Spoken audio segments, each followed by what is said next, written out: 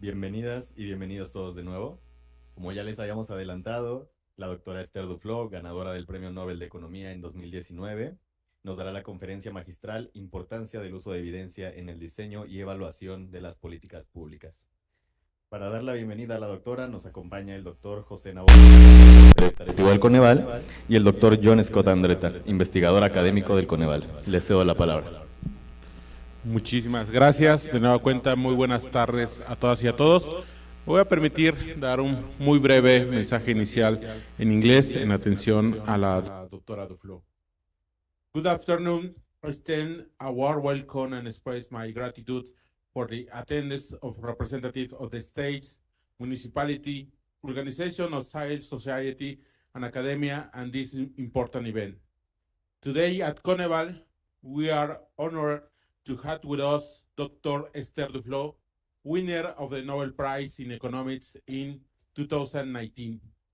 A research whose work has been key to understanding the effectiveness of public policies in the fight against poverty in developing economics.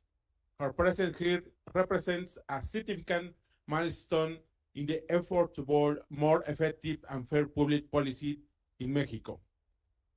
Dr. Duflo's work has highlighted the importance of linking the generation of public policies with the production and use of accurate information about the challenge they seek to address.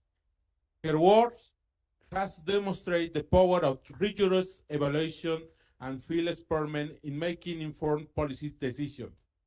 Through the application of scientific methods in the study of poverty and development, Dr. Duflo's work has provided valuable insights that had influence in the way governments and organizations design and implement policies to improve the living condition of vulnerable population. It's especially relevant to know that Dr. Duflo's research aligns with the very sense of the creation of Coneval in Mexico, the generation of evidence to decision-making in the fight against poverty and inequality. In a global and dynamic context where social challenges are complex and multifaceted, evidence becomes an essential tool to identify the needs of the population, assessing the efficiency of interventions and adjusting strategies based on the results obtained. Ultimately, the robust use of evidence in the generation of public policies promotes more efficient government management, focus of the well-being of society, and orient toward the achievement of long-term goals. We are excited to hear Dr. Duflo's presentation, confident that her invaluable knowledge and experience will enrich our perspective. Her participation, her participation will undoubtedly contribute to the development of more efficient and strategies focused on tangible results. Once again, welcome, Dr. Esther Duflo. Buenas tardes. Good afternoon. It's a pleasure and an honor to be here at Coneval. I'm going to share a presentation.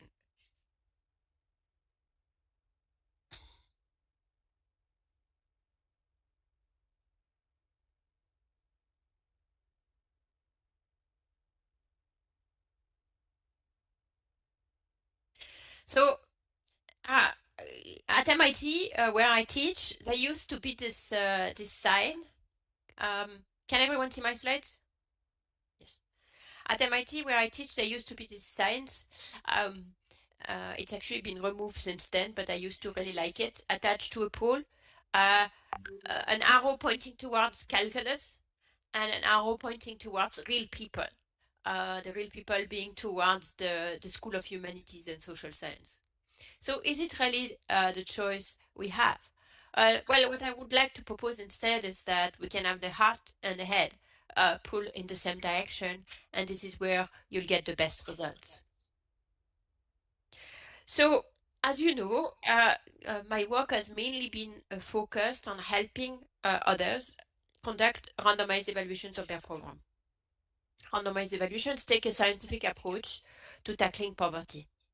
I'll start JPAL is turning 20 today.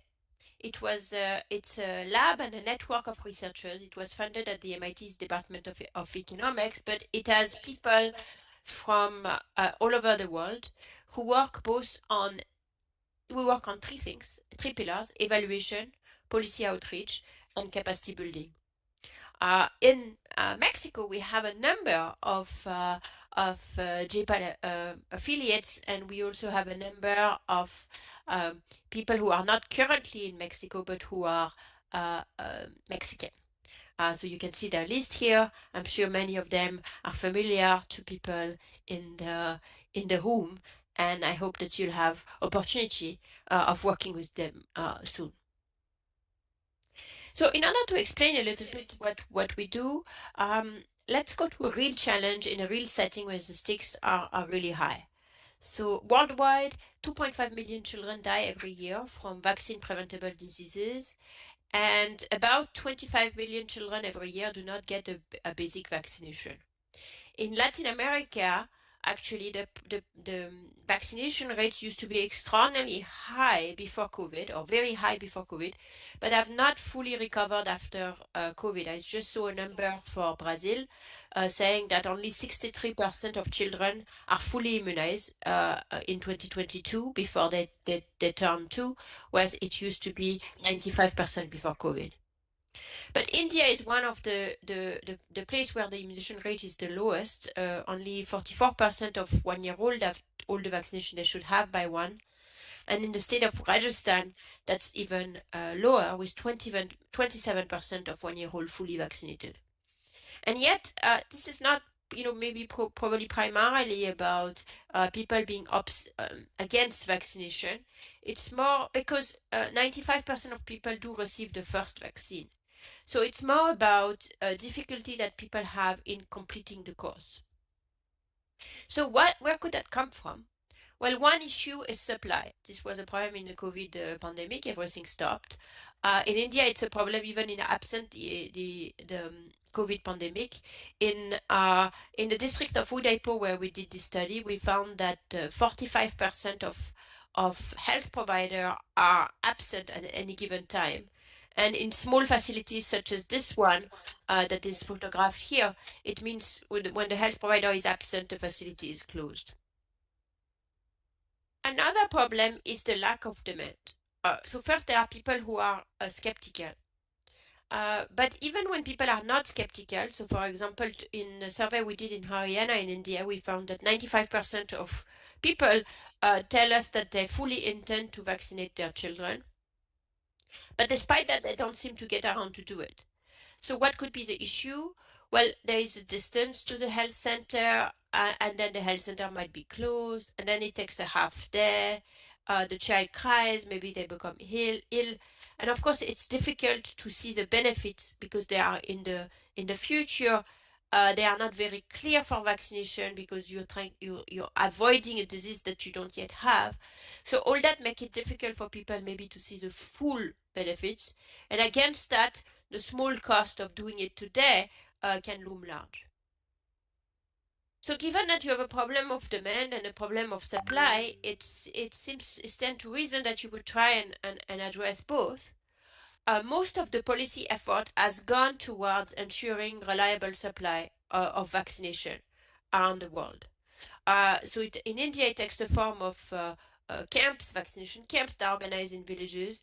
So the first question we wanted to ask is, if you really manage to do it, if even in a place as remote as Udaipur, you could have very reliable supply of vaccination, would you get a large increase in immunization rate? So what we did is that we brokered the collaboration between the government and the local NGO. The NGO hired this woman on a motorcycle driven by a motorcyclist, and they went with the vaccines every month, even in the most remote of villages. At the same time, in some of those places, we try to increase demand by providing a kilo of lentils for each scheduled vaccination, as well as a set of plates upon full immunization. And all of this was evaluated in the context of a randomized evaluation in Udaipur. There was 164 villages. 74 villages received, 134 villages, 60 villages received the immunization camp. And out of those 60 villages, 30 were chosen to, on top of that, receive parental incentive. And 74 villages were skipped as control. So when you do that, after 1 year, you can start seeing large differences in the rate of 1-year-old fully immunized. It was 5% in control hamlet, 17% where the camp were introduced, but then more than double that rate when you introduce the incentives as well. And compared to the Progressa program that was put in place in Mexico around the same time, the difference here is that the incentive was so small. So even seen purely as an immunization incentive, providing incentive actually saves the government money because at least per shot given, because the nurse has to go to the villages anyway, and if they can immunize more children, then her time is used more effectively. So eventually the cost per immunization in the camp plus incentive villages was about $20 for a kid fully immunized, whereas the cost per immunization in the camp-only villages was $50 because few kids got immunized. So once you have done that and you find such a successful program which is effective, which is cost-effective, which increases equity, which works in the places where immunization is the lowest, then naturally the next step is starting to ask, can you change the world through evidence? And in fact, it is the very reason why JPAL was started. It was not just to do randomized evaluation, but to make sure that this randomized evaluation respond to problems that policymakers really have, and that the lessons are shared effectively with policymakers. So the objective was always that the results from various studies would be taken up by policymakers and scaled up. And in fact, over the years, we've had some success. Today, 600 million people by 2023 have been reached by policy that JPAL has found to be effective. That doesn't mean JPAL has touched them directly. It means that after a study, a program was expanded. So 600 million people is a lot of people, is a lot of lives touched. This has happened not in just some places, but really in many places around the world, including, as you can see, in Latin America, in various ways. There is direct scale up, there is policy shifts in the policy narrative, there is also scale down of programs that turned out to be ineffective. So one question that you might have is how this policy influence takes place. So there is a straw man, and maybe this is kind of the rosy picture I had when I started in this line of business, and certainly it seems to be the picture that a lot of the critics have about what our work is. So the straw man is you run a small, well-controlled experiment like the one we did in Udaipur, then you get your results, you prepare a shiny policy brief and you peddle it to the policymakers, and then the policymaker adopt. So that's kind of the straw man. And this straw man has been criticized for various reasons. Well, if the experiments are small, they could be gold-plated and hard to replicate. The samples are too small to really be sure that it would replicate in larger places. You get results from one place, but how do you know whether they would be valid in another place, whether they would replicate elsewhere? Maybe they are not even internally valid because there are problems with experiment from time to time. You prepare your policy brief, but even if you are pretty confident in the result, it's not clear that the priority fits the interest of the policymaker at the time. For example, in the case of immunization, we concluded that incentive for immunization is effective and cost-effective, but there is not, almost nobody wants to actually run this program. So it's not that we got a widespread adoption of anything like that as yet. And finally, if you do, despite all of this, manage to get full-scale adoption, the results will be quite different if you adopt upscale. First, because there might be equilibrium effect, or the effect if you give an education scholarship on few people would be very different than if you gave it to the entire world. And then there are political economy effect and other effects that kick in only when you work at very large scale. So all of these criticisms have been leveled by various people, and they're all valid, except that they attack the wrong object, because that's not at all the way policy influence work. You do not do a small experiment and then immediately try to get widespread adoption. First of all, you don't run one experiment, you run many experiments. It's only after many experiments that you can really conclude that something is that some result is very robust. Let me illustrate that with the example of microcredit. So in the 2000s, microcredit was all the rage. Microfinancing changed life around the world, etc. Mohamed Yunus got the Nobel Prize with the Grameen Foundation. They had 200 million clients and a lot of money and so on. And then the world shifted in the mid 2000s. Microcredit was accused to put people into bank. There was a very successful IPO in Mexico, actually, where the promoters made a lot of money, and it was seen, they are actually, people are profiting from the poor, and then microcredit was accused to push people to borrow above what they should, and eventually to even lead them to commit suicide because they have too much debt and so on. So much so that in India it really resulted into a huge clash and very strong regulation against the microcredit movement that led to the end,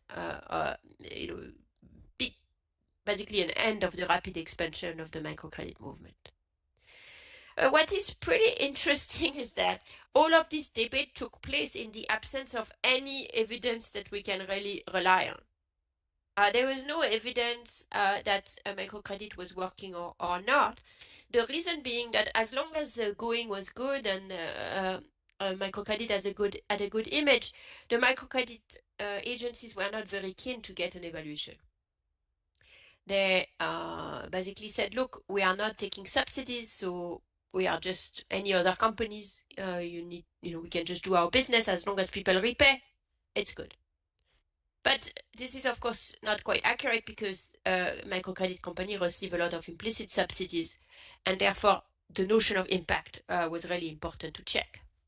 Plus, the effect could have been negative, in which case the business needs to be regulated.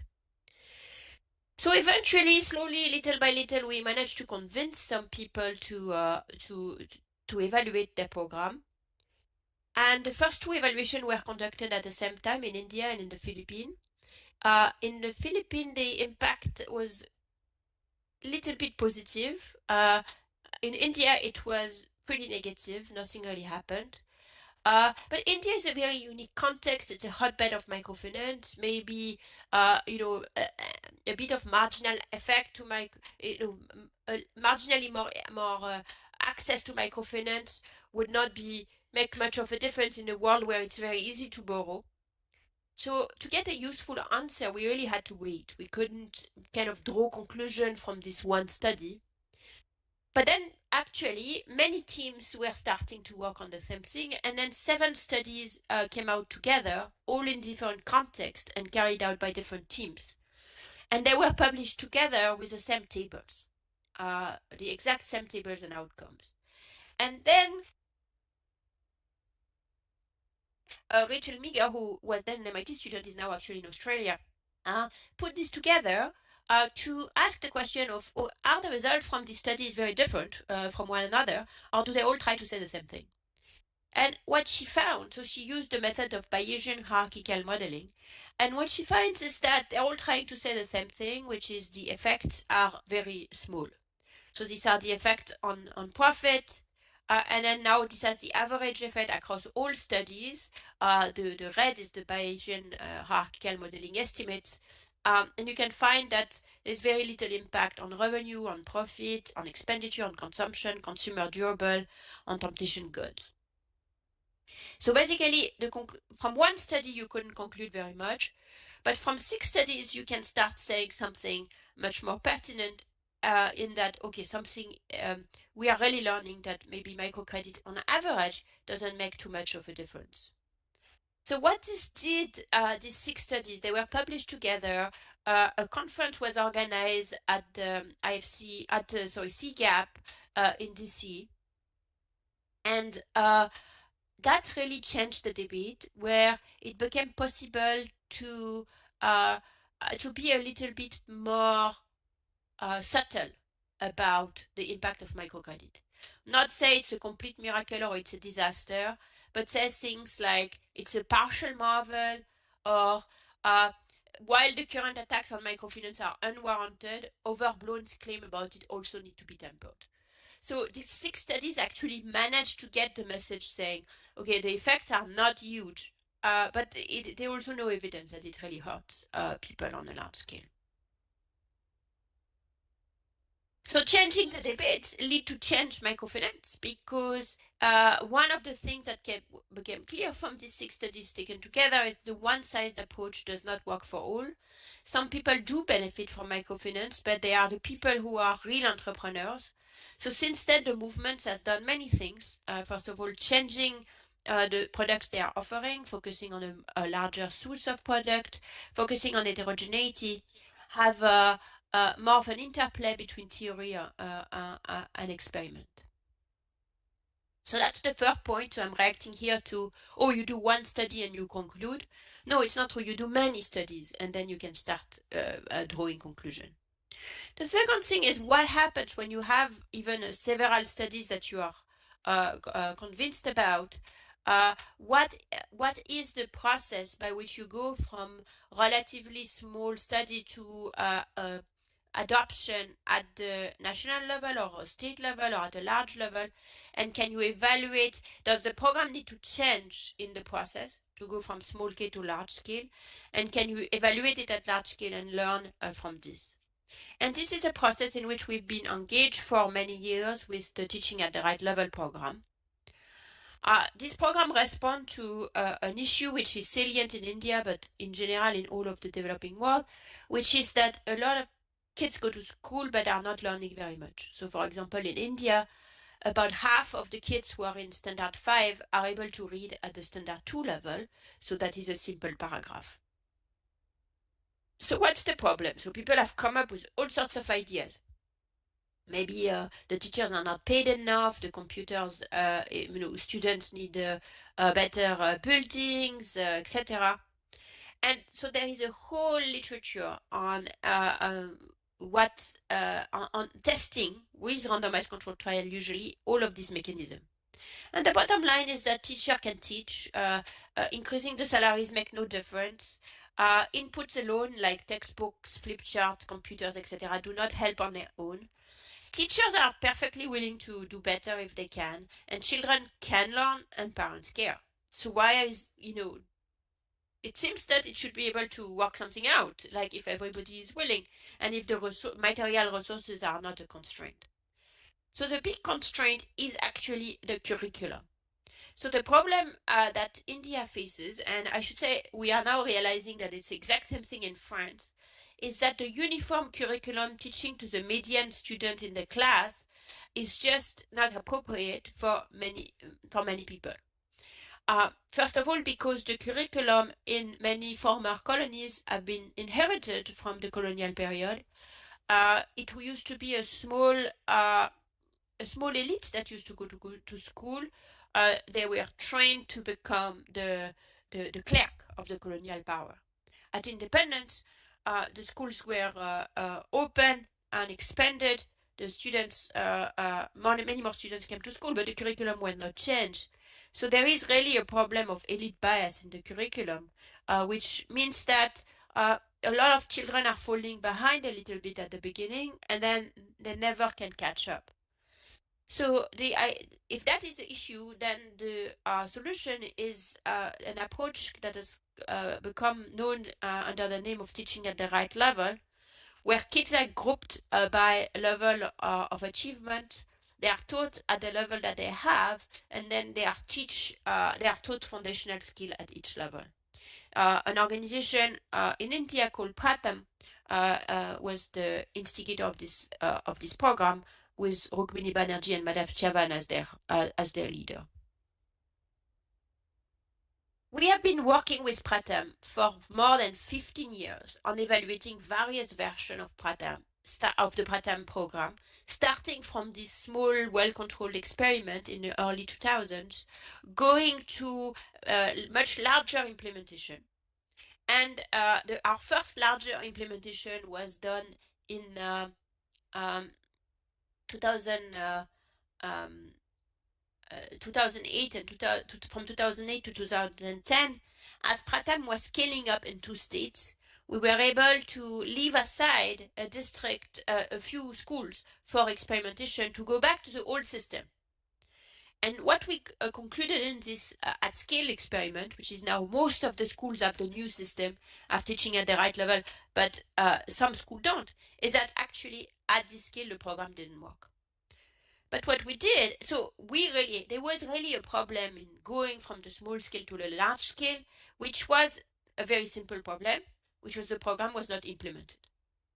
And subsequently, Rachel Miger, along with Noah Mongus, did a Bayesian hierarchical analysis of all the various implementations of teaching at the right level program.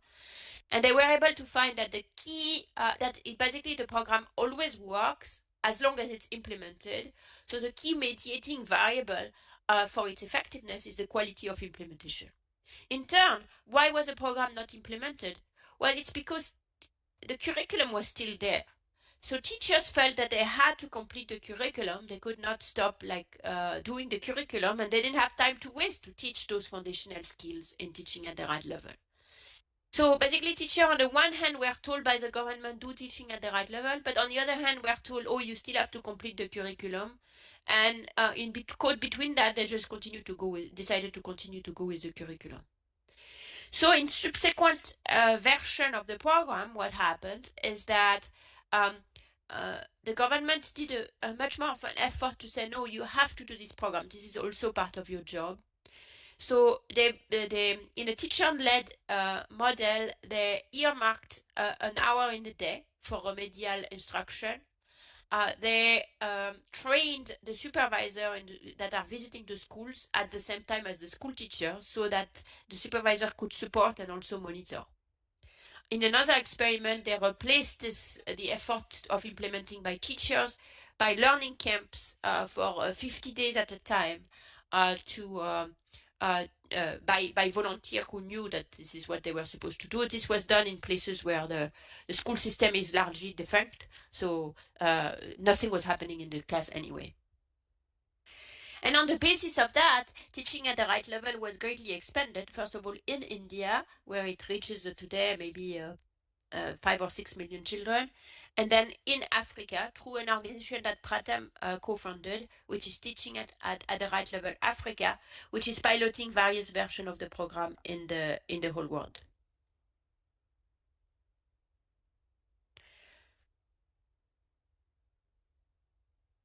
So that's the second point, which is that when you go from your small experiment to a large implementation, there are actually a lot of steps that need to be worked on and need to be finalized and can be finalized through research. But in some sense, you can also skip the process of trying something new, because a lot of the gains in policy effectiveness are not in having the wrong approach, but it's in having the right approach and not implementing it properly. So implementation of policy is often a massive reason why the policies and programs that are targeted to the poor do not work. It's not necessarily because they were ill-conceived, it's because they were not well implemented. So a lot of the things that where researchers can be helpful and evaluation can be helpful is in what I've been calling plumbing, which is issues of kind of practical day-to-day implementation to improve programs that run at scale. Why is it plumbing? Well, first of all, it's a bit pedestrian. And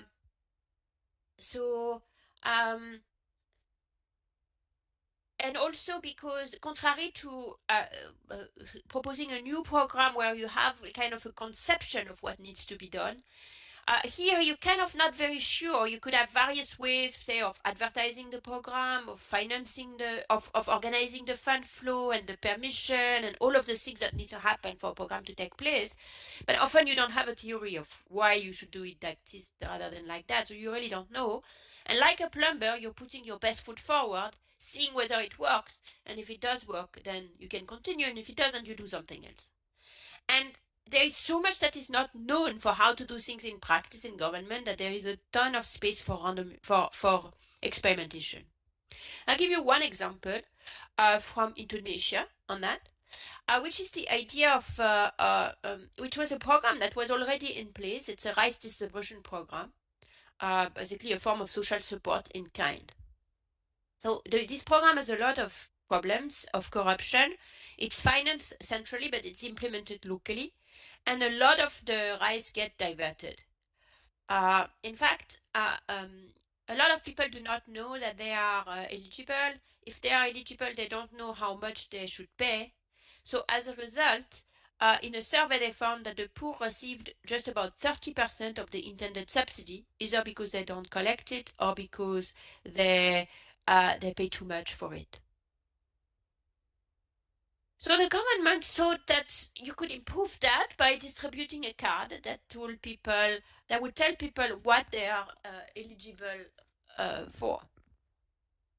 And they asked Ben Olken and Abhijit Banerjee and Sudarno Sumarto, who is at the think tank there in Indonesia, to help them design an evaluation of this program. And what the researcher says is like, fine, we can definitely do that, but do you have an idea about how the card should even be designed? And of course they didn't, because, there are so many choices you could make, how much information you put on the card, who gets it, whether you have to give it to every single person or not. Do you need to reinforce the card with posters all over the village? Are the cards more helpful if they are attached with coupons that need to be clipped to give more impression of accountability? So all of these were open questions. And what they did is that they tried various versions of the program. So for example, here what you see on the slides are two versions of the card. One of them includes the price at which people must pay for the rice, and the other do not. The result was that on average, the poor family get a 26% in subsidy if they get any version of the card. It costs almost nothing because sending the cards is not very expensive. So for each $8 in subsidy, you only have to spend $1 more. And the version that works the best is one where everybody gets the card and you, in addition, put posters all over the village.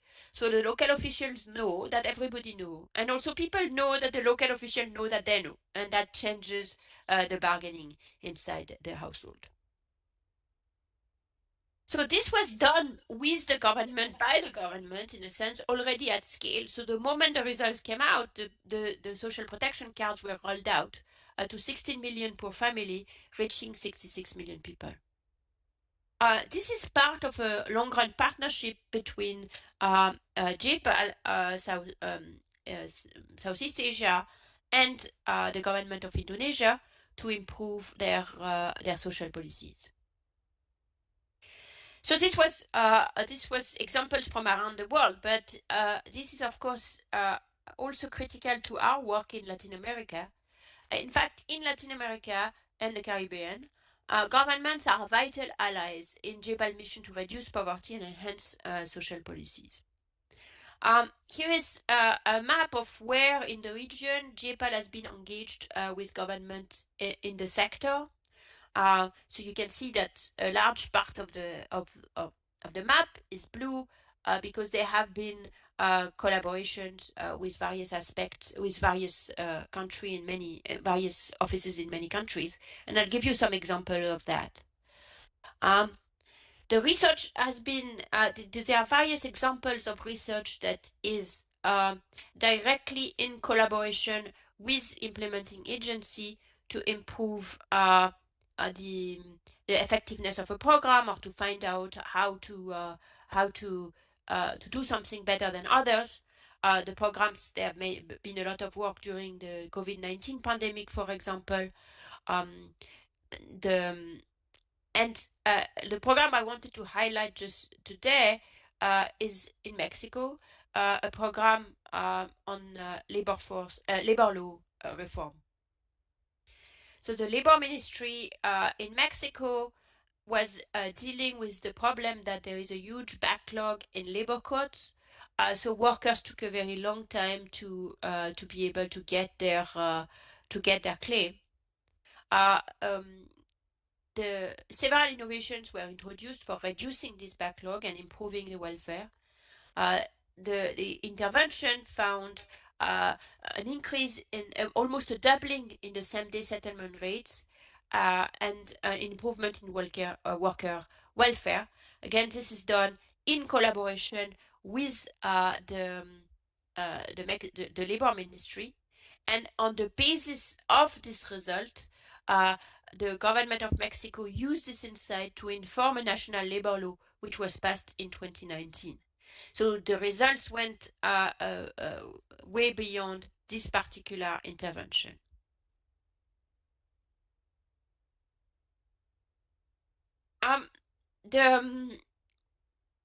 The way in which, one thing that I had not mentioned before is that the way in which you can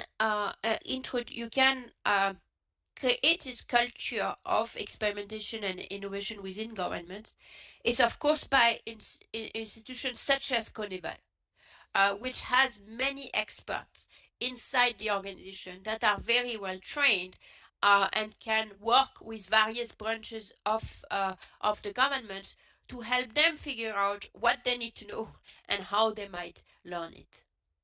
But in addition, the incubator courses can help, can kind of mediate the process of identifying where in government there would be most benefits to running an organization. And here we were lucky, we are fortunate to partner on an incubator course with Coneval, on the design of incubator course with Coneval. So since then we have continued doing them, and the incubator course go from it identifies people who have programs, train and build skills in randomized evaluation for the government partners, provide them, don't let them, don't throw them in the deep pool, but provide them technical assistance for creating experimental design, and finally matchmake with JPAL academics to ensure that evaluation can be led with a partnership with a strong academic backing.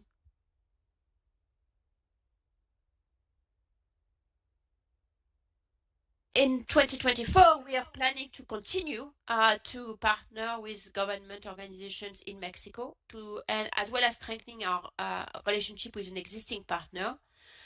So we've been working with Secretaría de las Mujeres for a while already, and we want to partner an evidence-based policy making to reduce gender inequality, and we're also planning to work with two other organizations in Baja California and in the planning department. In addition, something that will help this effort is the CLEAR Latin America will be hosted by PUC Chile with support from Japan Latin America. CLEAR is a kind of a multi-country training platform and working together platform for strengthening monitoring and evaluation system. It exists in various regions. We are running CLEAR South Asia as well. The first objective is to strengthen this country's monitoring and evaluation system, strengthen the cadre of evaluators and M&E specialists, and finally contribute to the production, exchange, and use of knowledge in Latin America.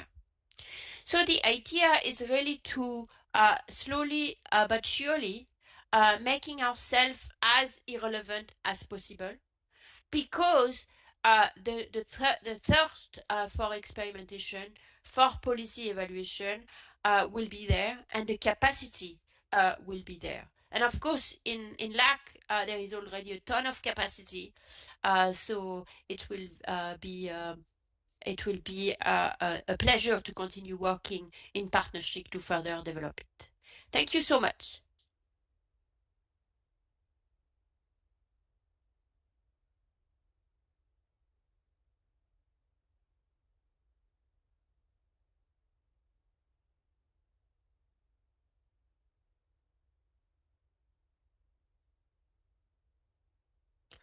I think you need to unmute yourself, otherwise I can't hear you.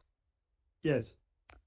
Thank you very much, Dr. Duflo, for a very clear and wide-ranging presentation, extremely relevant for us at this meeting to understand the potential impacts of evidence in policymaking. Let me briefly summarize for our public in Spanish. I will change to Spanish for 5 minutes just to summarize the main points of your presentation as far as I can, because there are a lot of very interesting points, so it's very difficult to summarize it briefly. Voy a dar un resumen de la presentación que hizo la doctora Duflo, que creo que fue muy clara, muy relevante. Como sabemos, la doctora Duflo dirige, además de ser profesora de MIT, dirige el JPAL, que es un laboratorio especializado en evaluación de impacto de programas de política social. Ya tiene un impacto bien importante en el mundo, incluyendo en México. La presentación nos resumió en forma muy clara el uso potencialmente con efectos enormes para el bienestar de la población a nivel global y a nivel de los países, de la evidencia, de la generación de evidencia rigurosa a partir de experimentos, método experimental, ¿no?, aplicado a política pública. La doctora Duflo fue una de las innovadoras en esto. Y algunos de los ejemplos de estos casos muy exitosos de gran impacto son, por ejemplo, tratar de entender por qué las tasas de vacunación en el mundo son bajas y han bajado en el contexto de México, notablemente también en el contexto del COVID. Es un problema de oferta, es un problema de demanda, y uno de los resultados es que incentivos muy baratos a la demanda, ¿no? 1 kilo de granos bastan para inducir una demanda mucho más efectiva de esto. Creo que una de las lecciones que se obtiene de estos esfuerzos de evaluación muy importantes es que es sorprendentemente barato muchas veces tener políticas efectivas contra la pobreza. Muchas veces es cosa de dar información al grupo relevante en una forma clara.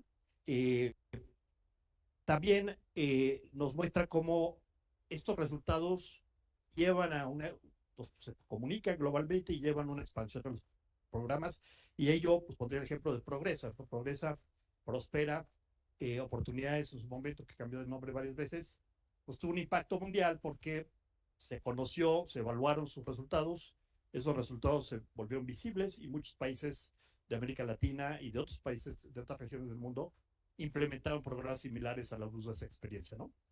JPAL y otros organismos como 3IE hacen eso sistemáticamente, entonces ahí yo los animaría a todos a consultar esas bases, porque es como ir a una tienda de juguetes para un niño donde tú encuentras toda la variedad de soluciones posibles a los problemas sociales, ¿no?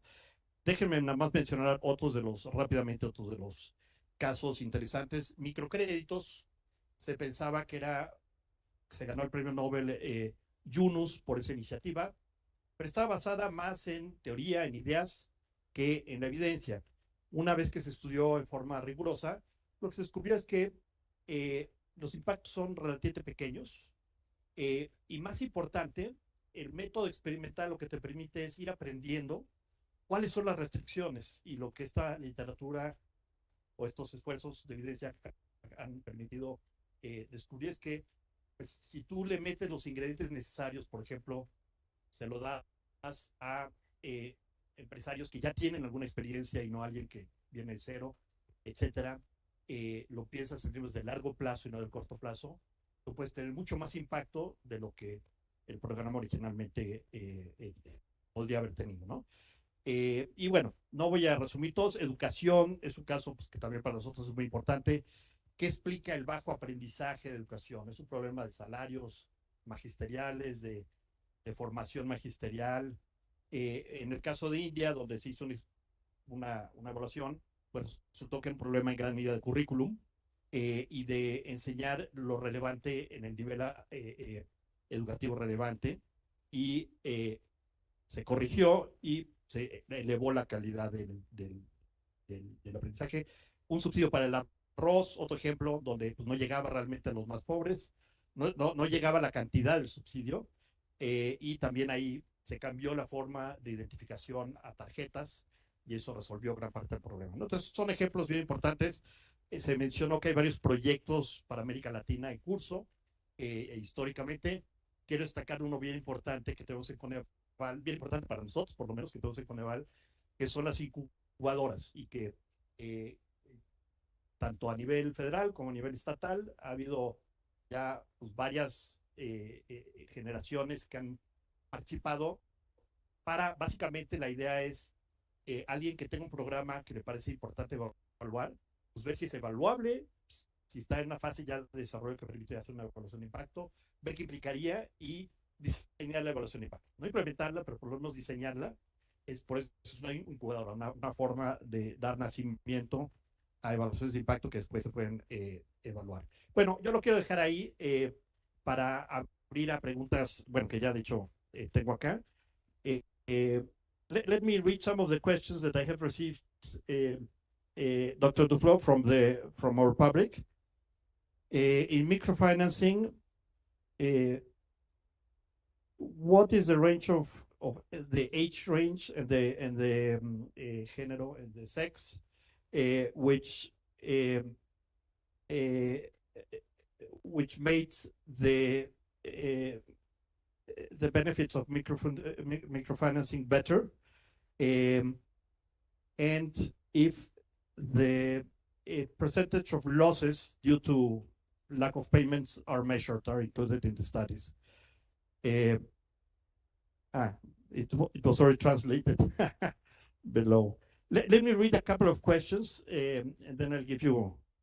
In light of the recent global challenges, how do you perceive the role of behavioral economics in addressing complex socioeconomic issues? And what steps do you believe should be prioritized for expanding the use in local governments? Of the use of behavioral. That's the same question. Sorry? It's the same question. It's what step? This was a second question. Yeah. Okay, fine. Yeah. I'm reading, unless you prefer to answer. No, that's fine. You can give me a third one. Okay. How do you make local governments aware of the importance of implementing evaluations of public policies with a creative and experimental focus, so that the inertia of policy is broken? Considering the limiting temporality of these governments, let me expand myself on this question because that was one I had. No, how do you build institutional capabilities for evaluation so that local governments and federal governments actually not only implement once in a while evaluations, but actually have a systematic and sustainable. I mean, with reference to political changes, to political cycles, to changes in administration. That's one thing in the States we face in Mexico a lot. There's a new administration and everything very often changes, no? New personnel for evaluation, and then we start from the ground up, no? Another question, there are a lot of questions. No, I will stop in a moment. Because, what would be 3 good practices which every local government should implement to reduce poverty? Well, let me stop there because otherwise it would be an overload. And if we have time, we come to the to a second batch of questions if you have time. Great. So for the first batch, let me start with the question about how do you institutionalize this work, because in some sense that also covers a little bit the second question. So the second question on whether behavioral economics should play a role in policy, absolutely. I think we are learning a lot of where the insights can be used. The insights of behavioral economics can be used across programs, and that helps us predict a little bit better what people might react to, why some things that might not look to be so important turned out to be very important, for example, in the way that programs are presented, or small difficulties to access program can lead to very low usage rates, and so on and so forth. So there is tons of very helpful knowledge from behavioral. This very helpful knowledge, as well as the evaluation we can put together, that can take together the question of how do you institutionalize the use of evidence and the production of evidence in government. And I think the answer is multiple. The first is that in some sense, by maybe not starting with the project of institutionalizing, but just starting by getting some stuff done. And what I've realized, what my experience has been, that if you start working with a particular branch of a government, with the kind of the bureaucrats in that government, and they agree to run a project, maybe not very ambitious, maybe a bit small, close to, but then they kind of get into it. They start to like it because they've learned something helpful, and then they want to do the next one. And then their friends they went to school with, they at least in India it's like that, because everyone goes to school in the same policy school to become a top civil servant. They learn about this program. They also want to try, and in this way, kind of things diffuse. In Latin America, there are also more formalized channels that can be used. So, for example, in Brazil, the mayors and many municipal officers meet in conferences, and in some sense, this is you are part of one of those conferences at the moment. And in those conferences, you can use them to share results, also to share ideas about what could be done, and create partners in this way. And it's always going to happen that you could have administration change and everything, gets back from the ground up from time to time. But, those people who went away, they are elsewhere, and maybe you can find them elsewhere, or maybe they will be back. And then in this way, kind of slowly, maybe a particular institution stops for a second and then comes back. But what we have been able to do in many contexts now is to establish partnerships that have outlived government changes.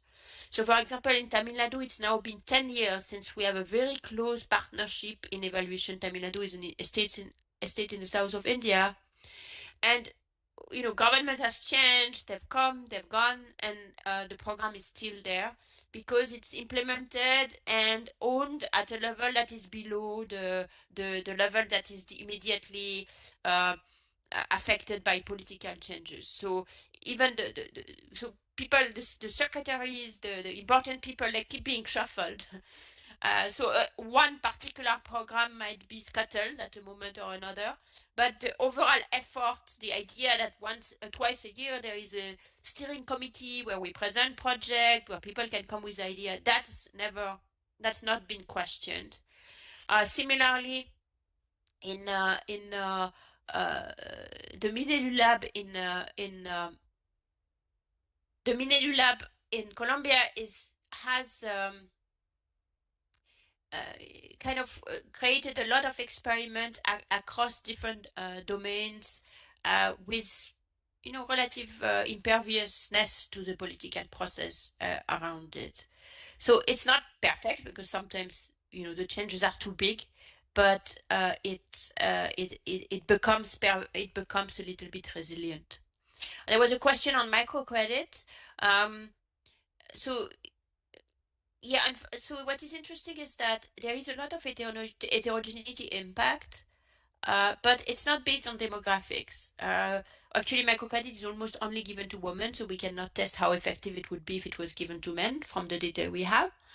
But what we found is that what you need to do is to identify people who are entrepreneurial, and it's not in the data, but it is something that people do know. So there's a nice paper by Ben Roth and Natalia Regol who show that the people in the community have a very good sense of who would benefit from a microcredit loan. So it is more soft information that you need to figure out a way to extract. Finally, there was a question about 3 things that local government should do to reduce poverty. So one of them is an easy one, which is evaluate whatever new ideas you have, or at least base them on the basis of evidence. Then I really hesitate to tell you that you should focus on one sector or one program or another, because the problems, every different municipalities have different problems and priorities, and I don't think it's the role of someone like me to tell you that something is more important than the other. I really think it should come from your priority and people in the ground. One thing I will say is that one thing that is common across program, 2 things that are common across program. One is money that is not spent. And you will be more effective at reducing poverty if you spend the budget you have to reduce poverty. And relatedly is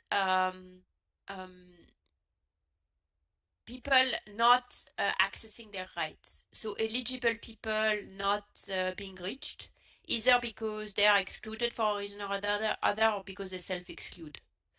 So I think that if you take these 3 things, which is, innovate, evaluate, or base your programs on the basis of the evidence you have, make sure that you spend your money, and make sure that people are accessing the rights, in particular poor people are accessing the rights, will go a long way in terms of making the limited budget at the city level effective against poverty. Thank you very much for these answers. Let me insert, there are a couple of more questions. Let me insert first one that I have.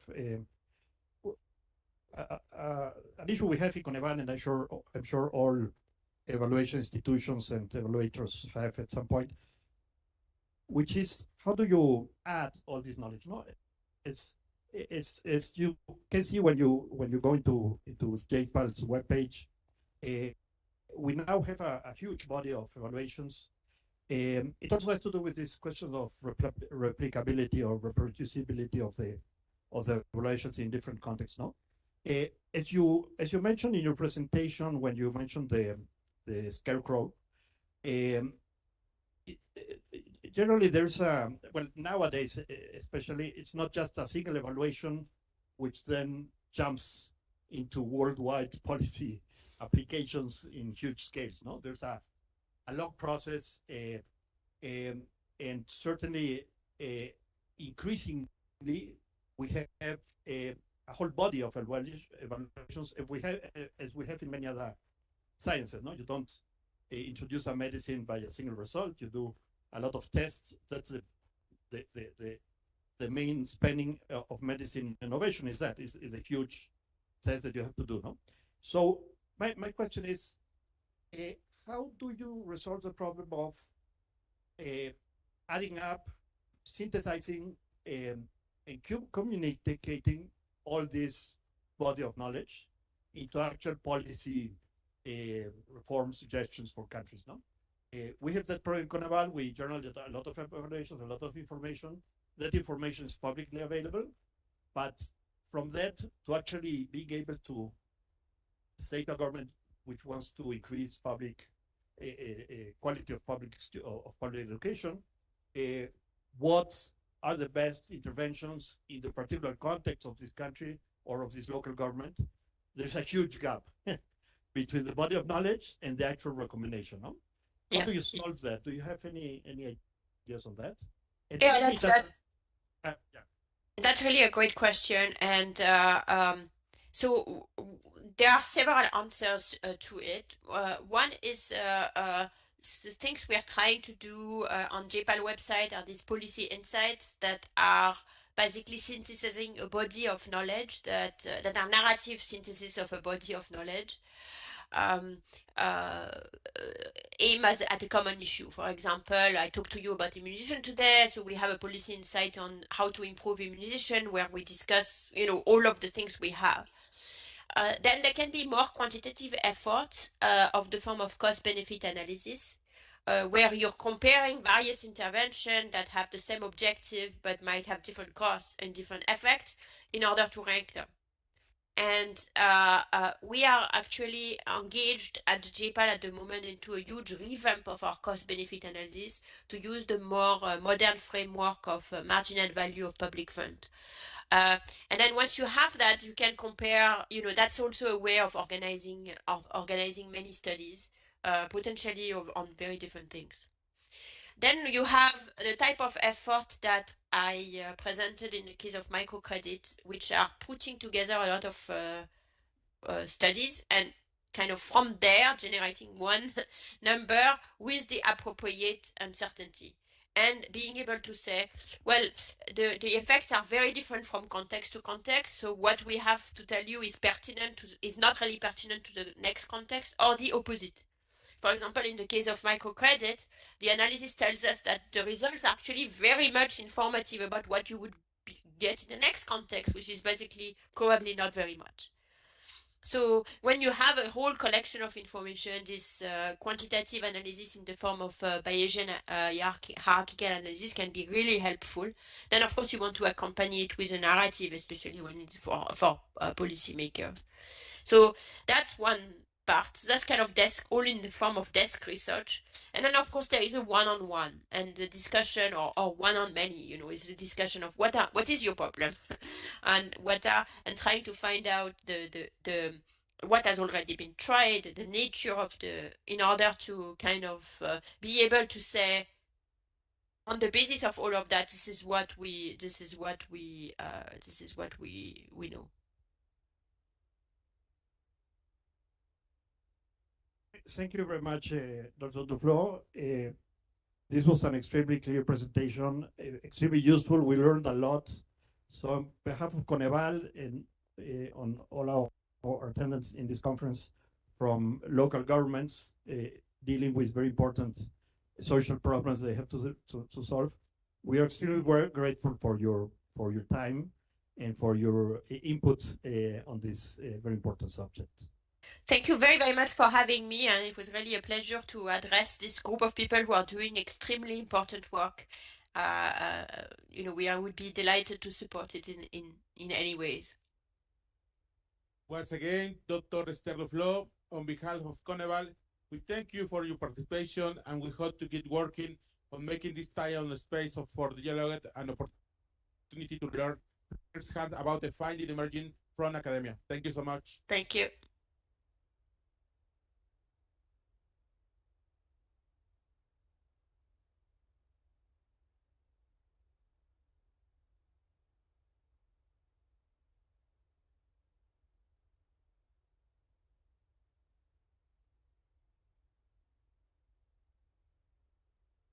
Estábamos programados a terminar hacia las 2 de la tarde, pero la doctora Duflo nos comentó que tenía que darse hacia la 1:40. Tenemos un espacio de unos minutos. Entonces, en primera instancia, agradezco al doctor John Scott la moderación de la mesa, la traducción simultánea de las preguntas que ustedes muy amablemente nos compartieron. Entonces, le pediré, aprovechando aquí su presencia del consejero académico, que nos dé una reflexión general en cuanto a lo que hemos escuchado y nos ha otorgado la doctora Esther Duflo. Doctor John, por favor.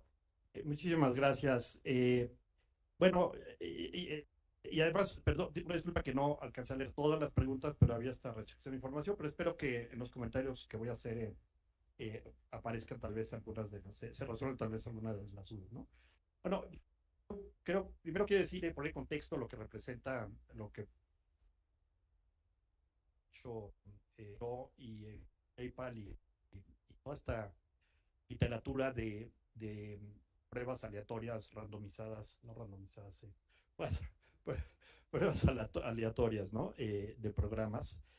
Eh, yo creo que representa 4 tendencias recientes, no nada más en política pública, sino en economía. No sé cuántos de aquí ustedes son economistas, nosotros somos economistas.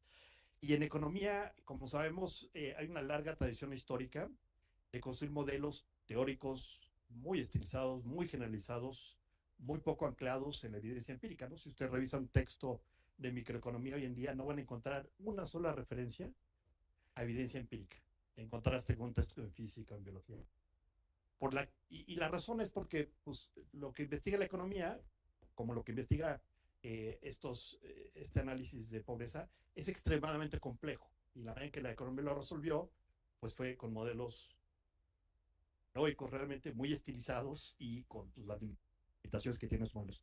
Yo creo que lo que vimos hoy representa un movimiento muy bienvenido que nos ha permitido salirnos de esa tradición en economía y en política pública, ¿no? Básicamente yo enfatizaría 4 tendencias bien importantes. Una es la generación y el uso de la evidencia para el diseño de políticas. Luego, el uso del método experimental, que pues, en ciencias sociales es difícil por razones obvias. No puedes hacer un experimento controlado. Cuando se han hecho, pues pueden ser costosísimos y catastróficos, ¿no? El experimento de Mao, por ejemplo, en el gran paso hacia adelante, un experimento económico catastrófico, ¿no? De 5 a 40 millones de muertes como resultado, ¿no? O sea, China aprendió, pero a un costo un poquito grande, ¿no? Me gustó mucho ver en esta presentación que, contrariamente a lo que uno puede creer con una lectura superficial de esta metodología y con las críticas que mencionó Duflo que ha recibido esta metodología, no es un experimento en el que se basa, haz de cuenta, si queremos resolver cómo resolver el problema del hambre en México, es un experimento, es un conjunto amplio de experimentos de distintos tipos, en distintas localidades, en distintas poblaciones, con distintas intervenciones. Sí, obviamente son experimentos que tardan en implementarse, entonces difícilmente un programa que inicia una administración puede basar sus programas en nuevos experimentos, pero sí los puede basar en toda la evidencia que ya está disponible. Y ciertamente no sucede así, ni en México ni en el resto del mundo. La razón por la cual se introducen los programas, ¿no? El usar cajeros, por ejemplo, para repartir dinero de los programas de transferencias, el mismo Prospera originalmente, becas, no es porque hay inercia o a alguien se le ocurrió una idea, etcétera, no es porque hay una investigación sistemática de la evidencia. Entonces yo creo que esta literatura pues, está permitiendo cambiar esa cultura de diseño de programas hacia algo que se basa realmente en la evidencia, ¿no?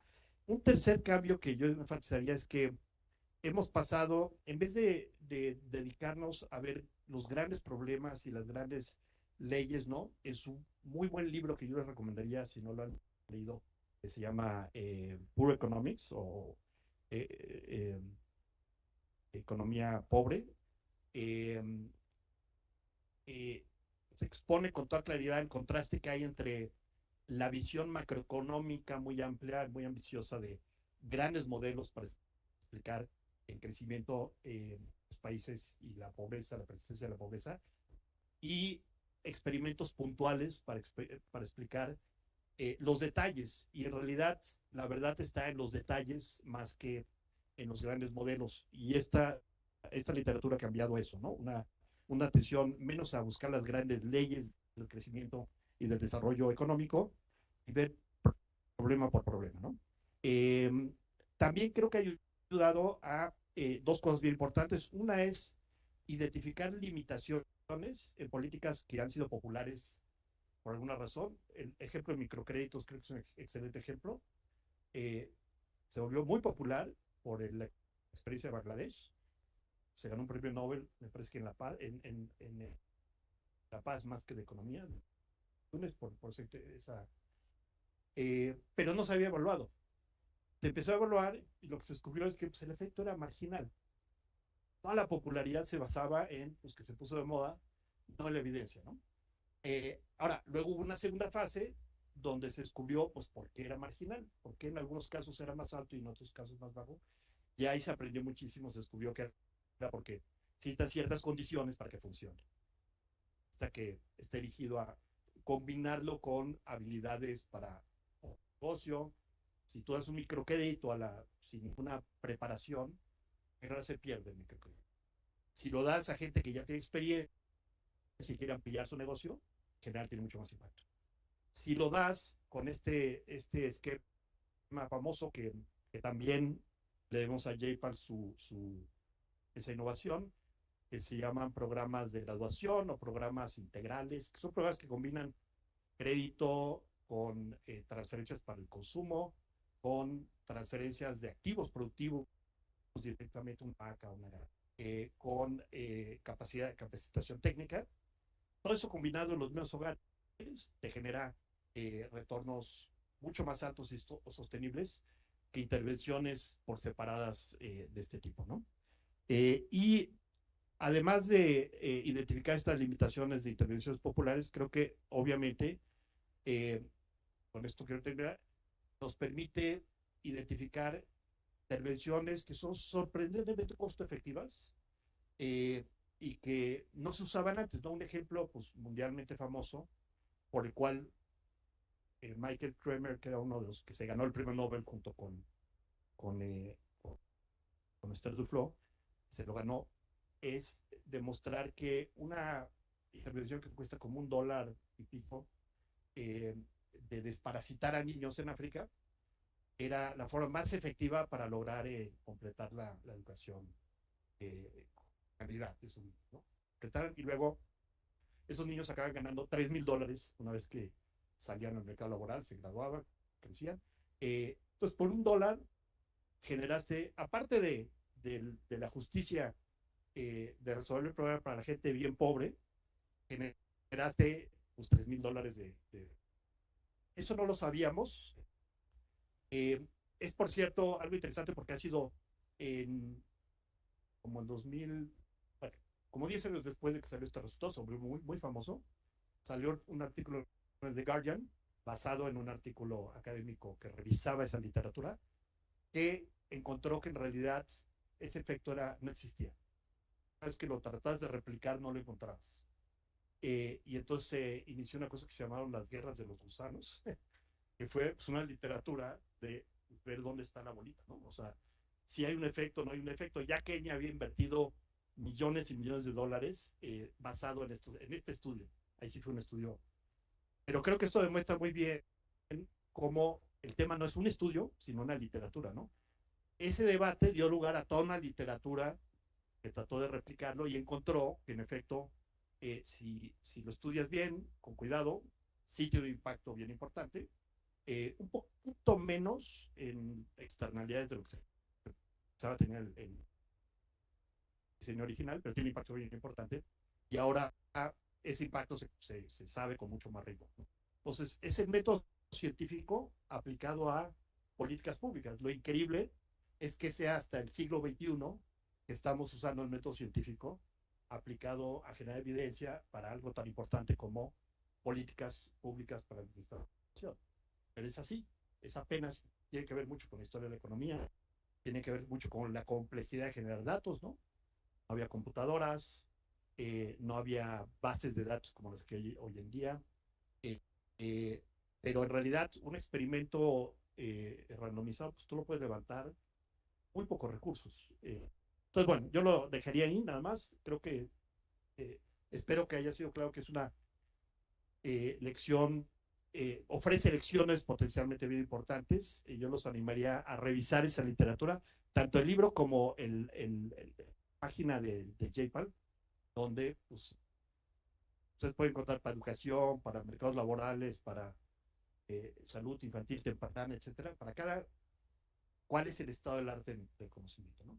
Está el problema que yo mencionaba al final de cómo le haces para pasar de todo ese conocimiento bien amplio a diseñar finalmente un programa relevante para tu estado, para las condiciones particulares que estás enfrentando, ¿no? Eso sí es un reto, pero por lo menos ahí está todo.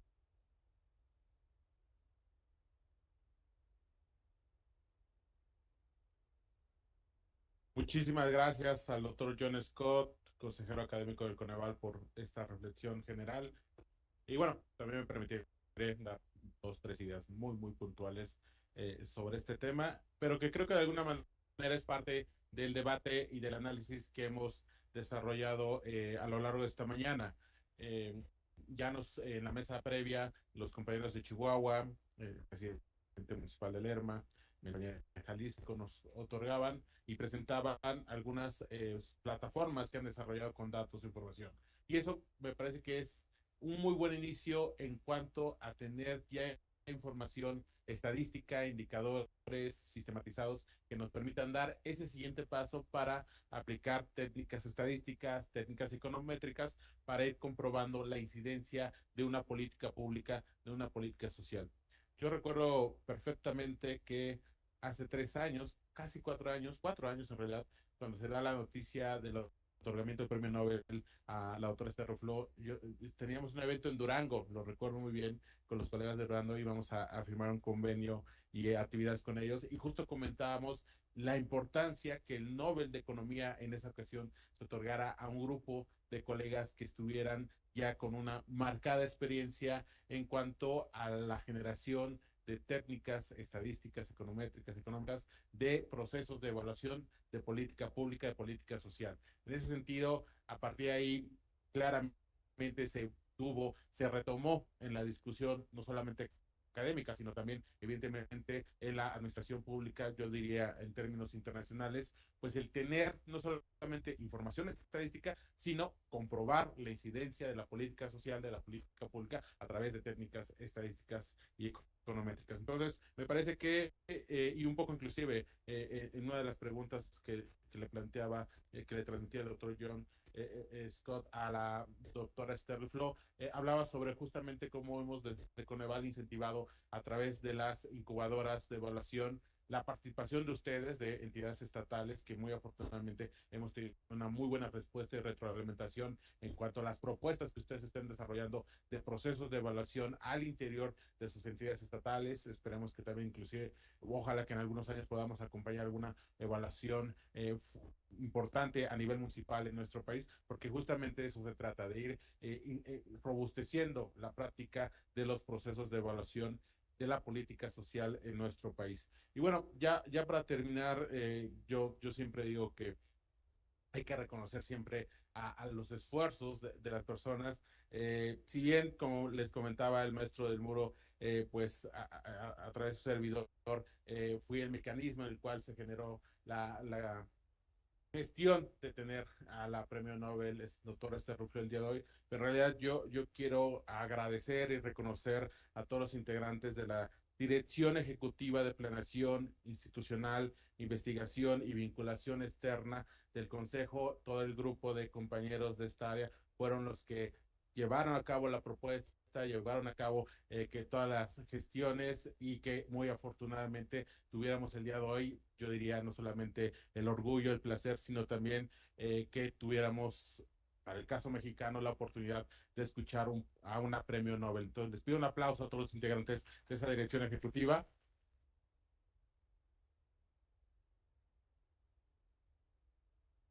Y bueno, muchas gracias, equipo, por tener, insisto, esta iniciativa, gran iniciativa, y creo que fue una excelente y espléndida plática. Pues más, como siempre, les agradecemos mucho su atención. Le doy los micrófonos a nuestro maestro de ceremonia. Iker, adelante, por favor.